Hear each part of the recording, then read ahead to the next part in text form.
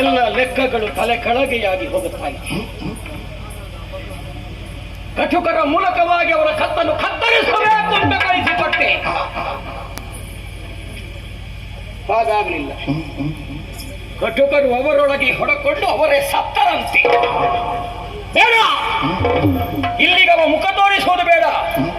ಏನಿದ್ರು ಅವರನ್ನು ಪರ್ವತದಿಂದ ಕೆಳಗೆತ್ತು ಮುಕ್ಕಿ ಹೀಗೆ ಹೇಳಿದೆ. ಪರ್ವತದಿಂದ ಕೆಳಗೆ ಬಿದ್ದವ ನೇರವಾಗಿ ಓಡೋಡಿಕೊಂಡು ಬಂದಿದ್ದಾನೆ. ಆಮೇಲೆ ಆನೆಗಳಿಂದ ಕುಳಿಸಿ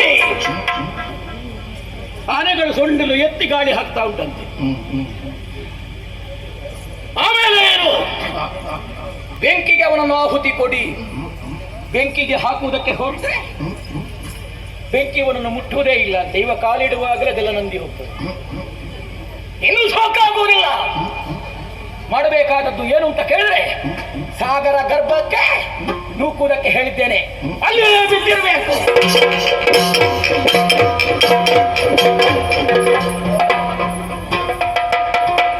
ಇದೆಂತದ ವೇಷ ನಿನ್ನದು?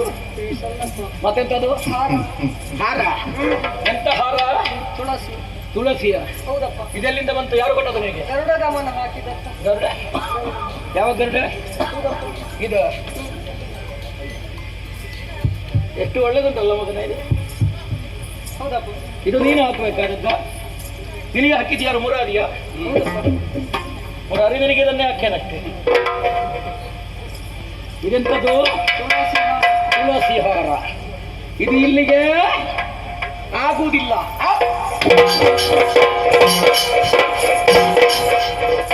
ಗೊತ್ತಾಯ್ತಾ? ಅದೆಂತ ಮರ ಗೊತ್ತಾ ನಿನಗೆ? ಬಿಲ್ವ ಪತ್ರೆ. ಅದು ಬಿಟ್ಟರೆ ಬೇರೆ ಏನೂ ಇಲ್ಲ. ಶಿವನ 3 ಕಣ್ಣುಗಳು ಸಾಕ್ಷಾತ್ಕಾರವಾಗಿ ಅಲ್ಲಿ ಇರುತ್ತವೆ. ಬಿಲ್ವ ಪತ್ರೆಯನ್ನು ಈಶ್ವರನ ಅರ್ಚಿಸಿದ್ರೆ ಎಲ್ಲವೂ ಫಲಪ್ರದವಾಗುತ್ತದೆ. ಹೌದೇನೋ? ಅಲ್ಲಿ ಹೋಗುವಾಗ ಅವನಿನ್ನನ್ನು ಕೈ ಎತ್ತಿ ಆಧರಿಸಿ ತಂದಿದ್ದಾನೆ. ಅಲ್ವಾ? ಅವ ಆಧರಿಸಿ ತಂದಿದ್ದಾನೆ ಅಂತ ಆದ್ರೆ ಏನ್ ಮಾಡೋದು ಇವಾಗ? ಇವನಿಗೆ ಬೇಕಾದ ಶಿಕ್ಷೆಯನ್ನು ಕೊಟ್ಟರೂ ಕೂಡ ಯಾವುದಕ್ಕೂ ಬಗ್ಗುವುದಿಲ್ಲ. ಇವನನ್ನು ಹೇಗೆ ಬಗ್ಗಿಸಬೇಕು? ಗಿಡವಾಗಿ ಬಗ್ಗಿಸಬೇಕು, ಮರವಾಗಿ ಬಗ್ಗುವುದಿಲ್ಲ. ಅದಕ್ಕೆ ಬೇಕಾಗಿ ಯಾರಲ್ಲಿ ಆ ಕಯಾದವನ್ನು ಮಾಡೋದಕ್ಕೆ ಹೇಳಿ.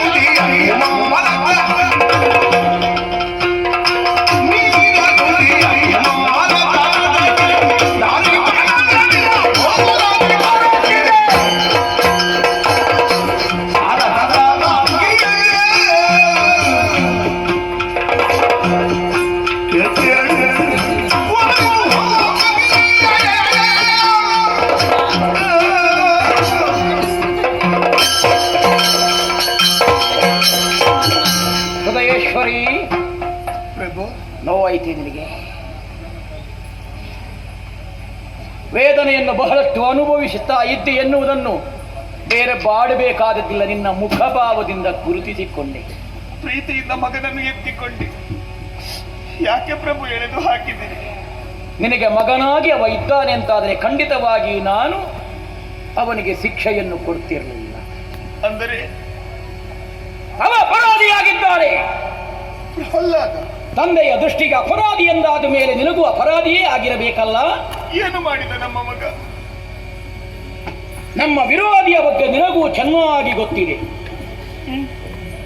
ಯಾರ ಉಸಿರಿನಲ್ಲಿಯೂ ಕೂಡ ಅವನ ಹೆಸರಿರುವುದಿಲ್ಲ, ಹರನಾಮವೇ ಕೂಡಿಕೊಂಡಿದೆ.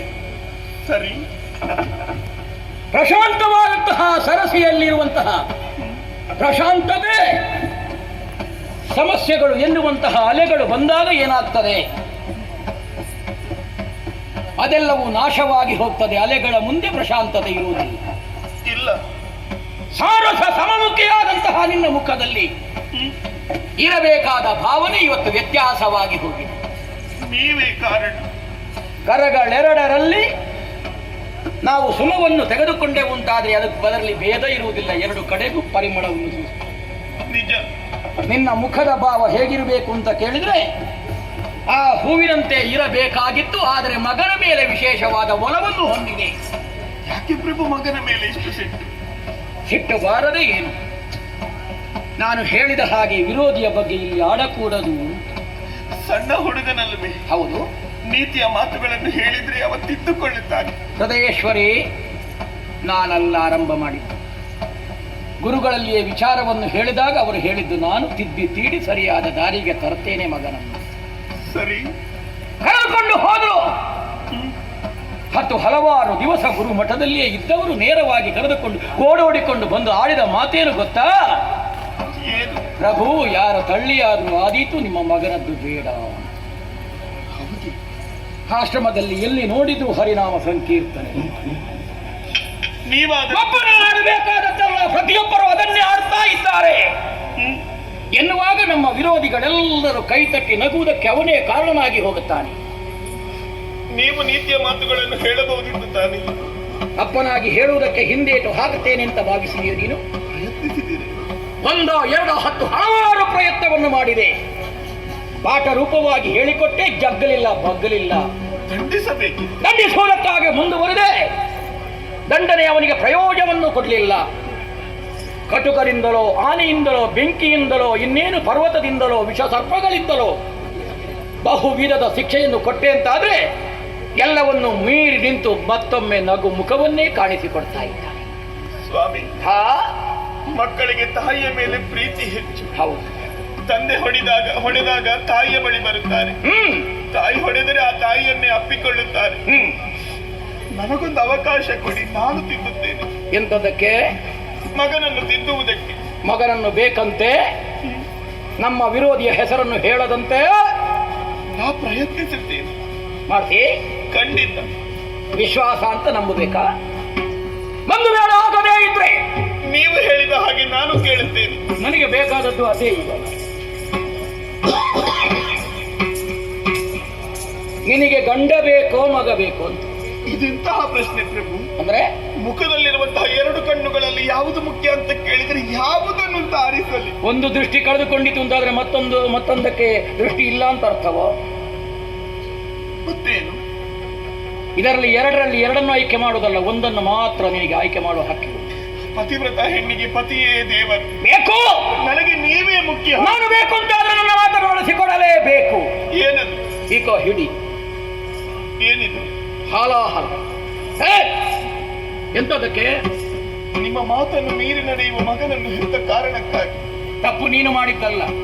ಹಾಗಾದ್ರೆ ನಾನು ಕೂಡ ಕುಡಿಬೇಕು ಅಂತ ಹೇಳಿದ ಹಾಗಾಯ್ತಲ್ಲ. ಆ ಮಗುವಿನ ಅಪ್ಪ ನಾನಲ್ಲ, ನಾವಿಬ್ಬರು ಜೊತೆಯಾಗಿ ಕುಡಿಬೇಕು ಅಂತ ಹೇಳಿದ್ದ. ಯಾಕೆ ಇದು? ಅಲ್ಲ, ನೀನು ಹೇಳಿದಾಗ ಅವ ಕೇಳಲಿಲ್ಲ ಅಂತಾದ್ರೆ ಈ ವಿಷವನ್ನು ಅವನಿಗೆ ಕೊಟ್ಟು ಅವನನ್ನು ಸಾಯಿಸು. ಹರ ಹರ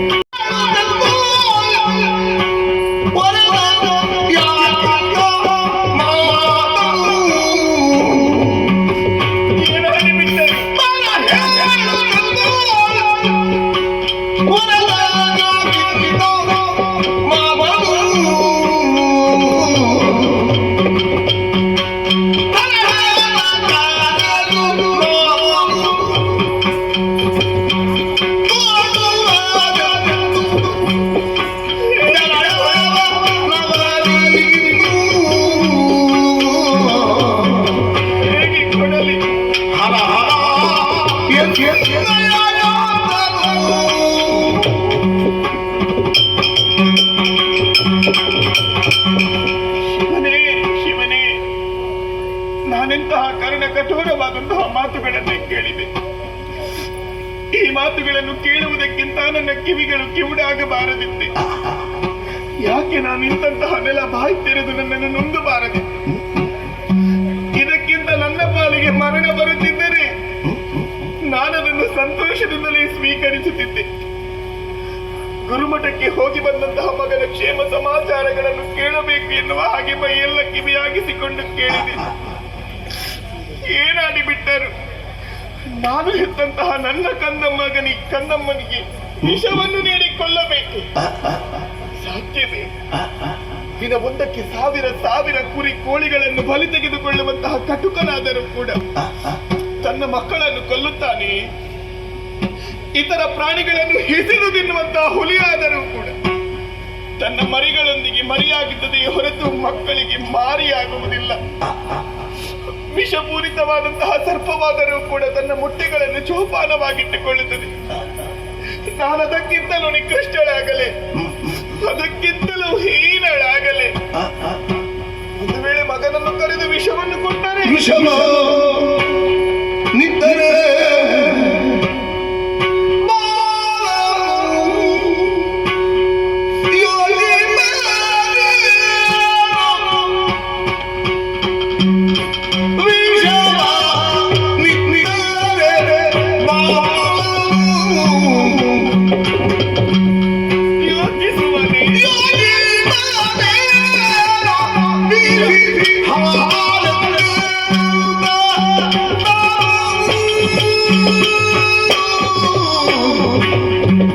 ಶಿಶು ಕುಡಿಯುವುದಾದ ಶಿಶು ಕುಡಿಯುವುದಾದ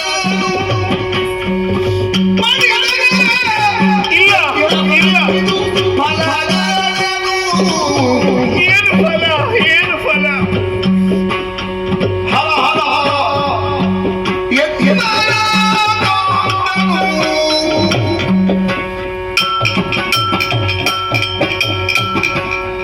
ಪತಿಯ ಮಾತನ್ನು ನೆರವೇರಿಸಬೇಕಾದದ್ದು ಪತಿವ್ರತೆಯಾದವಳ ಧರ್ಮ. ಹಾಗೆಂದುಕೊಂಡು ಪತಿ ಹೇಳಿದ ಕಾರಣದಿಂದಾಗಿ ಮಗನಿಗೆ ಈ ಹಾಲಾಹಲವನ್ನು ಕೊಟ್ಟರೆ ಅವ ಯೋಚಿಸುವನೇ? ಇಲ್ಲ. ಆಟವಾಡಿ ದಣಿದು ಬರುವಂತಹ ನನಗೆ ನನ್ನಮ್ಮ ಬಿಸಿ ನೊರೆ ಹಾಲನ್ನೇ ಕೊಡುತ್ತಿದ್ದಾಳೆ ಎನ್ನುವ ಹಾಗೆ ತಿಳಿದು ನನ್ನ ಮಗ ಕುಡಿದಾನು. ಒಂದು ವೇಳೆ ಕುಡಿದರೆ ನಾನು ಹೆತ್ತಂತಹ ನನ್ನ ಕಣ್ಣ ಮುಂದೆಯೇ ಕರಟಿ ಕಮರಿ ಹೋಗುವುದನ್ನು ನಾ ಹೇಗೆ ಕಾಣಲಿ? ವಿಷವನ್ನು ಕುಡಿದು ಕಣ್ಣು ಕತ್ತಲೆ ಬಂದು ತಲೆ ತಿರುಗಿ ಧರೆಗುರುಳಿ ಅಮ್ಮ ನಾನೇನು ಅಪರಾಧ ಮಾಡಿದೆ ಎನ್ನುವ ಕಾರಣಕ್ಕಾಗಿ ವಿಷವನ್ನು ಕೊಟ್ಟು ಎನ್ನುವ ಹಾಗೆ ಕೇಳಿದರೆ ಯಾವ ನಾಲಿಗೆಯಲ್ಲಿ ಮಗನಿಗೆ ಉತ್ತರಿಸಲಿ? ಇಲ್ಲ, ವಿಷವನ್ನು ಕೊಡದೆ ಉಳಿಯುವುದಾದರೆ ಹೇಗೆ? ಪತಿಯ ಮಾತನ್ನು ಮೀರಿದ ಹಾಗಾಗುತ್ತದೆ. ಕೊಡುವುದಾದರೂ ಎಂತು? 9 ತಿಂಗಳ ಉದರದಲ್ಲಿ ಹೊತ್ತು ಹೆತ್ತು ಸಾಕಿ ಸಲಹಿದವಳು ನಾನು. ಅಡಕತ್ತರೆಯಲ್ಲಿ ಸಿಲುಕಿದ ಅಡಿಕೆಯಂತಾಗಿ ಹೋಯಿತು. ನನ್ನವರಾಡಿದ್ದೇನು? ಮಗನಿಗೆ ನೀತಿಯ ಮಾತುಗಳನ್ನು ಹೇಳು, ಸರಿದಾರಿಗೆ ಬರುವ ಹಾಗೆ ಪ್ರಯತ್ನಿಸು. ವಿಫಲವಾದೆ ಎಂದಾದರೆ ವಿಷವನ್ನು ಕೊಟ್ಟುಕೊಳ್ಳು. ನನ್ನ ಮಗ ನನ್ನ ಮಾತನ್ನು ಕೇಳುತ್ತಾನೆ. ಪ್ರಯತ್ನಿಸುತ್ತೇನೆ.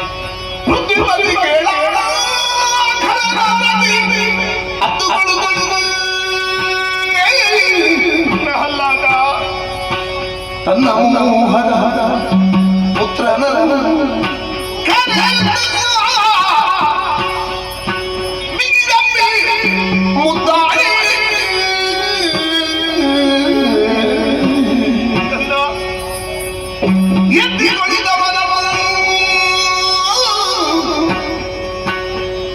ಎತ್ತಿಕೊಳ್ಳುತ್ತವನನ್ನು ವಿನಯ ನಿರ್ಣಯ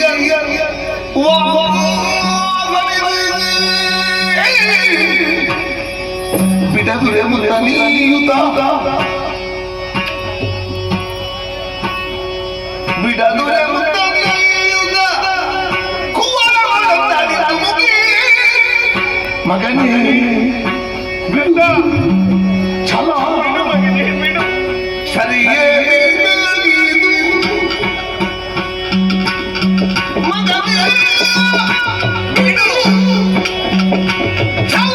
ಯಾಕೋ ಮಗನೇ ಚಲ?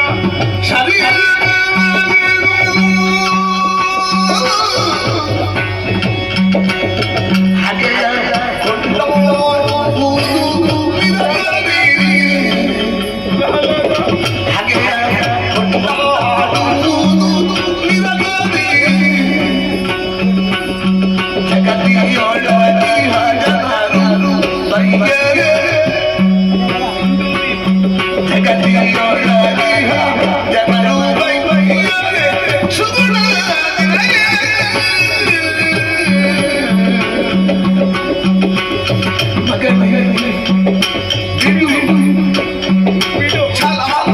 ಯಾಕೋ ಚಲ?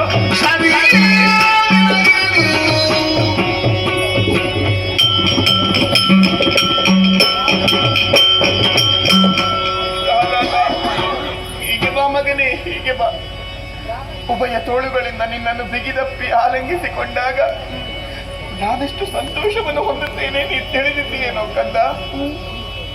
ಪ್ರಹ್ಲಾದ, ಅರಮನೆಯಲ್ಲಿರುವಂತಹ ಕಾಲದಲ್ಲಿ ನಾನಾಗಲಿ ನಿನ್ನ ತಂದೆಯಾಗಲಿ ಹೇಳಿದಂತಹ ಪ್ರತಿಯೊಂದು ವಿಚಾರಗಳನ್ನು ಚಾಚು ತಪ್ಪದೆ ಪಾಲಿಸಿಕೊಂಡು ಬಂದವ ನೀನು.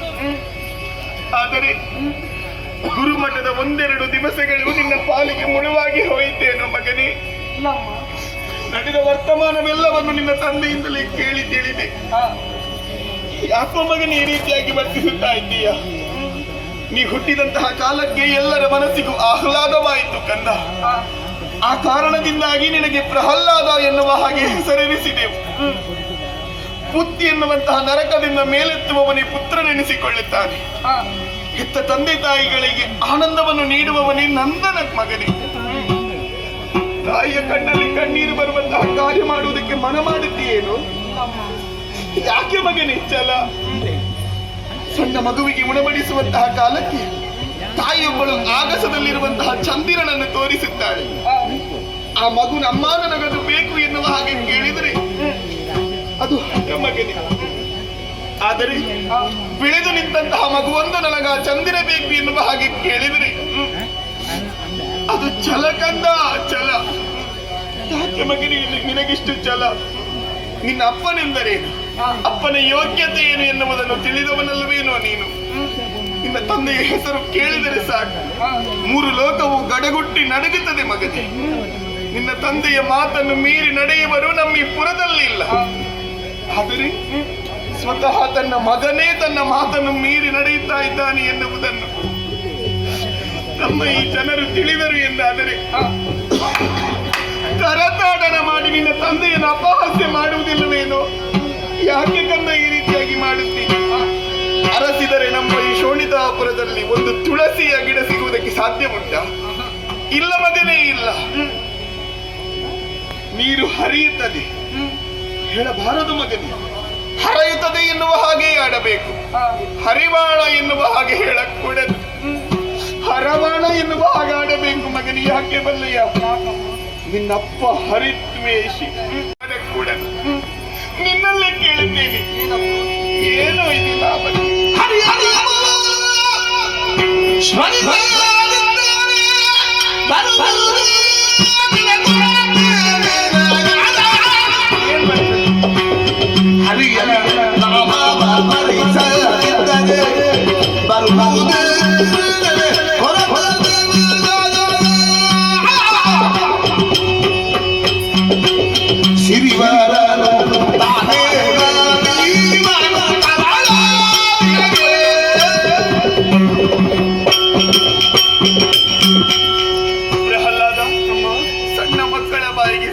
ಹಾಕಿದಾಗ ಯಾವ ರೀತಿಯಾಗಿ ಚಪ್ಪರಿಸುತ್ತಾ ಸಂತೋಷವನ್ನು ಹೊಂದುತ್ತಾರೆಯೋ ಅದೇ ಹಗಲಾಗಲಿ ಇರುಳಾಗಲಿ ಕ್ಷಣ ಕ್ಷಣದಲ್ಲಿಯೂ ಹರಿನಾಮ ಸ್ಮರಣೆಯನ್ನೇ ಉಚ್ಚರಿಸುತ್ತಾ ಮುಂದುವರಿಯುತ್ತಿರುವೆಯಲ್ಲ. ನಿನ್ನಲ್ಲೇ ಕೇಳುತ್ತೇನೆ, ಹರಿಯ ನಾಮವನ್ನು ಸ್ಮರಿಸುವುದರಿಂದ ನಿನಗಾಗುವ ಲಾಭವಾದರೂ ಏನು? ಒಂದು ವೇಳೆ ಹರಿನಾಮ ಸ್ಮರಣೆಯನ್ನು ನೀನು ಬಿಟ್ಟೆ ಎಂದಾದರೆ ನಿನಗದರಿಂದ ಆಗುವಂತಹ ಕೊರತೆಯಾದರೂ ಏನು? ಹರಿಯ ನಾಮಸ್ಮರಣೆಯಲ್ಲಿ ಸಕಲವು ಅಡಗಿದೆ ಎನ್ನುವುದನ್ನು ನೀ ತಿಳಿಯುವುದಕ್ಕೆ ನಿನಗೊದಗಿದಂತಹ ಜ್ಞಾನವಾದರೆ ಯಾವುದೋ ಮಗನೇ? ಪ್ರಹ್ಲಾದ, ನಿನ್ನ ತಾಯಿಯಲ್ವೇ ನಾನು. ಇದು ನಿನಗೆ ಕೈ ಮುಗಿದು ಕೇಳಿಕೊಳ್ಳುತ್ತಾ ಇದ್ದೆ. ಒಂದು ಬಾರಿ ಹರ ಎನ್ನುವ ಹಾಗೆ ಹೇಳು ಮಗನೇ, ಹೇಳು. ಬಹುಬಾರಿ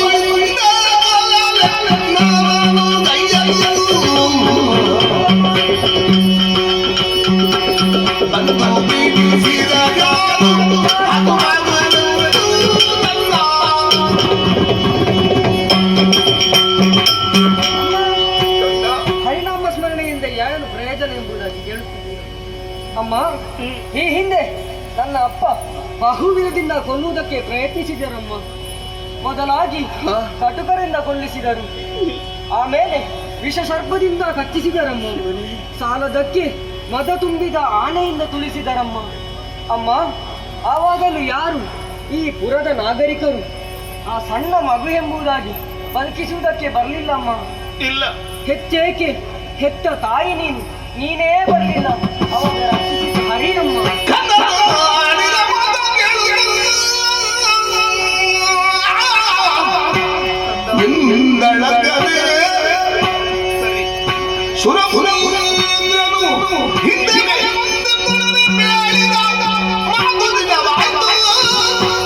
ಸತ್ಯವಾಯಿತು ತಾನೇ.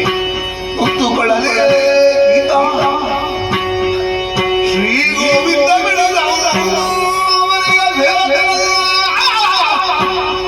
ನೊಂದುಕೊಳ್ಳಲೇ ಗೀತ.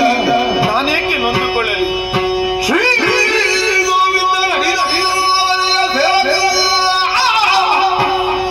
ಎಂದು ಕೊಂಡರೆ ವಿಷವ ಕುಡಿದಾಗಿ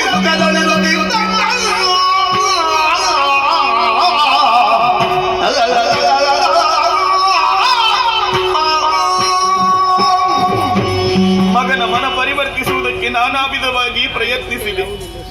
ಪ್ರಯತ್ನವೆಲ್ಲವೂ ವಿಫಲವಾಗಿಯೇ ಹೋಯಿತು. ಹಾಗಾದ್ರೆ ಇದಕ್ಕೆ ಕಾರಣವೇನು? ತಿಳಿದೆ. ಈ ಹಿಂದಕ್ಕಾದರೂ ನನ್ನವರು ದಿಗ್ವಿಜಯಕ್ಕೆ ಹೋದಂತಹ ಕಾಲಕ್ಕೆ ಸುರಮುನಿ ನಾರದರ ಆಗಮನವಾಯಿತು ನಮ್ಮ ಅರಮನೆಗೆ. ಅವರನ್ನು ಅರ್ಚಿಸಿದೆ, ಪೂಜಿಸಿದೆ.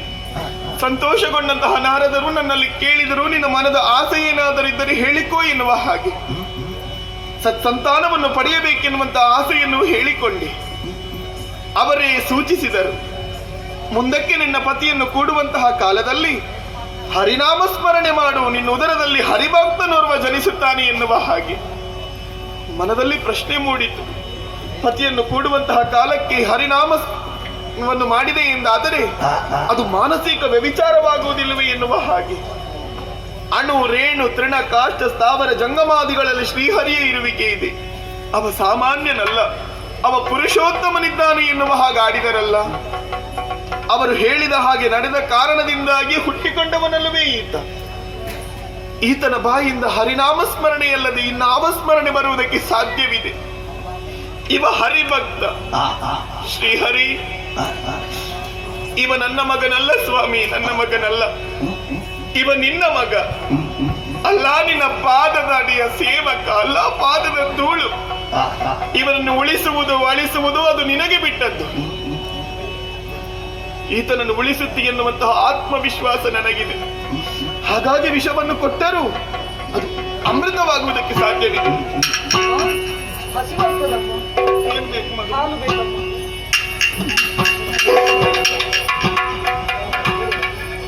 ಕಂದ, ಅಮ್ಮ, ಇದು ಹಾಲಲ್ಲ ಮಗನೇ, ಏನಮ್ಮ? ಹಾಲ ಹಾಲ. ಅಮ್ಮ, ವಿಷ ಕೊಟ್ರೆ ಅಮೃತವೂ ಆಗುತ್ತದೆ ಅಮ್ಮ. ಕುಡಿತೇನಮ್ಮ. ಕುಡಿದೇ ಬಿಟ್ಟೆ ಏನು? ಹೌದಮ್ಮ. ಕುಕ್ಕಿ ಉರಿಯುವುದಿಲ್ಲವೇ? ಗಂಟಲು ಸುಡುವುದಿಲ್ಲವೇ? ಕಣ್ಣು ಕತ್ತಲೆ ಬರುವುದಿಲ್ಲವೇ? ಪ್ರಹ್ಲಾದ, ಪ್ರಹ್ಲಾದ, ನಿನ್ನ ಜೀವನದಲ್ಲಿ ಇನ್ನು ಎಷ್ಟು ಕಷ್ಟ ಬಂದರೂ ಕೂಡ ಹರಿನಾಮ ಸ್ಮರಣೆಯನ್ನು ಮಾತ್ರ ಬಿಡಬೇಡ.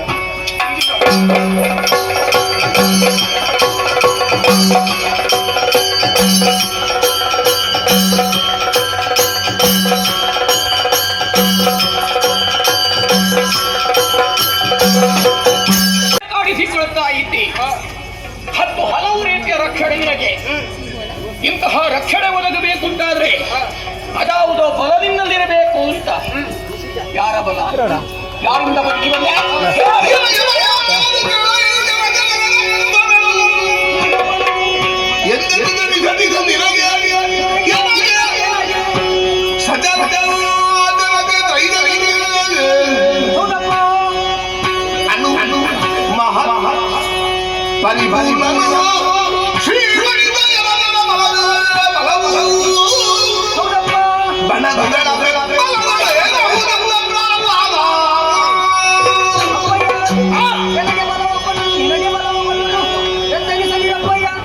ನನಗೆ ನಿಮಗೆ ಸಕಲ ತ್ರೈ ಜಗಕ್ಕೆ ಅದು ಒಬ್ಬನದ್ದೇ ಬಲ, ಆ ಶ್ರೀ ವನಿತೆಯರಸನ ಬಲಪ್ಪ. ಅವರ ಬಲ? ಹೌದಪ್ಪ. ಅವರೇನಾ?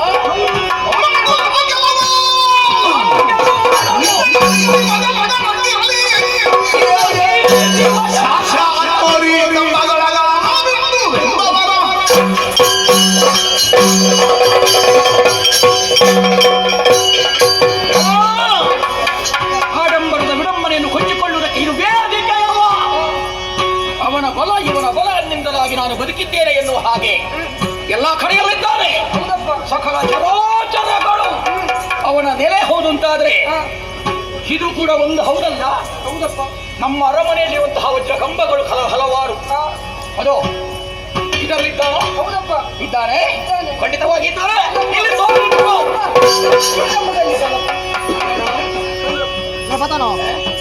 ಜನಾರ್ದನ ಅಲ್ಲಿಗೆ ಹೋದ್ರ? ಅಲ್ಲಿದ್ದಾನ?